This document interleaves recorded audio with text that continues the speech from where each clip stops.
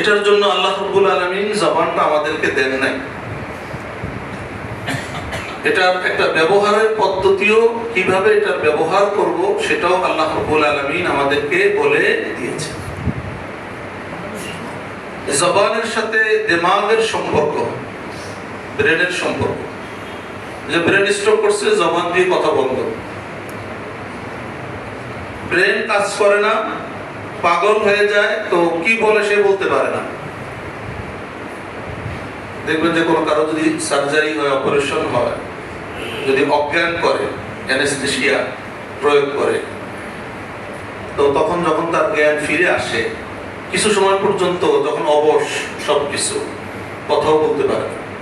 সামনে আপনি পিপাসা লাগছে, আপনি একজনকে বলবেন যে আপনি পানি দেন, সেটাও কিন্তু সে কি করতে পারে না, বলতে পারে না। আবার আস্তে আস্তে আস্তে এগুলোর ক্রিয়া, ক্ষমতা, কার্যকারিতা কি আসে, ফিরে আসে। তো আল্লাহ রাব্বুল আলামিন আমাদের জবান দিয়েছেন, এটা আল্লাহর কুদরতের বহিঃপ্রকাশ। অন্য প্রাণীকে আল্লাহ রাব্বুল আলামিন বলার শক্তি দেন নাই, আল্লাহ আমাদেরকে দিয়েছেন। এই জন্য আল্লাহ রাব্বুল আলামিন সূরাতুর রহমানে বলেছেন, আর রহমান আল্লামাল কুরআন খালাকাল ইনসান আল্লামাহুল বায়ান। বায়ান মানে ব্যক্ত করার শক্তি, বলার শক্তি, বর্ণনা করার শক্তি, ভিতরটাকে, আমার ভিতরে যা আছে এটাকে প্রকাশ করার শক্তি, এটা কে দিয়েছেন? আল্লাহ। এজন্য আল্লাহ রাব্বুল আলামিন আমাদেরকে নিয়ামত দিলেন, এই নিয়ামতের সঠিক ব্যবহার করার দরকার আছে কি না? সবার দরকার আছে না, দুই চার জনের দরকার? কখন থেকে দরকার বলেন তো? কখন থেকে দরকার? এখন থেকে। কতদিন পর্যন্ত দরকার? মৃত্যু। এখন থেকে দরকার, কোন পর্যন্ত দরকার? মৃত্যু পর্যন্ত দরকার। এর থেকে বের হওয়ার কোনো সুযোগ নাই, কোনো মানুষের সুযোগ নাই। আল্লাহু আকবার।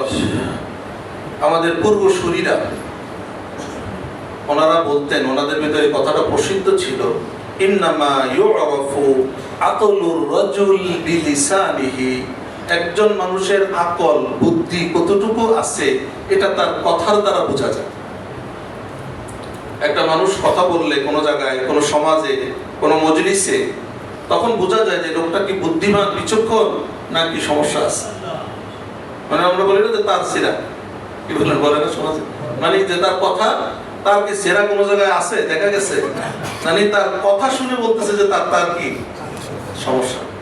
তাহলে তার কথা জবানের দ্বারা বোঝা গেছে যে সে মেন্টালি কিনা ঠিক, সমস্যা আছে। এজন্য আমার আপনার ব্যক্তিত্ব, আমার আপনার সব কিছু এই জবানের থেকে।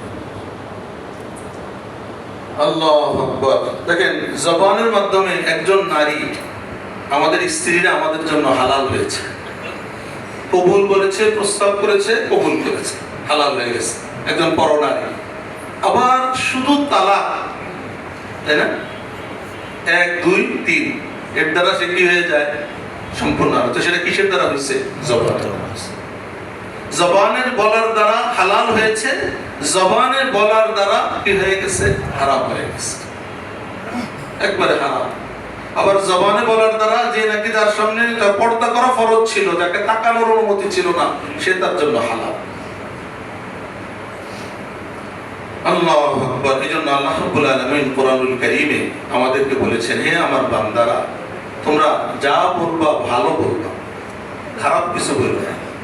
আল্লাহ রাব্বুল আলামিন সূরাতুল আহজাব আয়াত নাম্বার 70 এবং 71 আল্লাহ বলেছেন, হে ঈমানদাররা, তোমরা আল্লাহকে ভয় করো। ইয়া আইয়ুহাল্লাযীনা আমানুত্তাকুল্লাহ। কাকে ভয় করো? আল্লাহকে। ওয়াকুলু কাওলান সাদীদা। সত্য কথা, সঠিক কথা তোমরা বলো, বেঠিক কথা বলো না, মিথ্যা বলো না, অন্যায় কথা বলো না, পরনিন্দার কথা বলো না। জবানে সত্য বলো, সঠিক কথা বলো।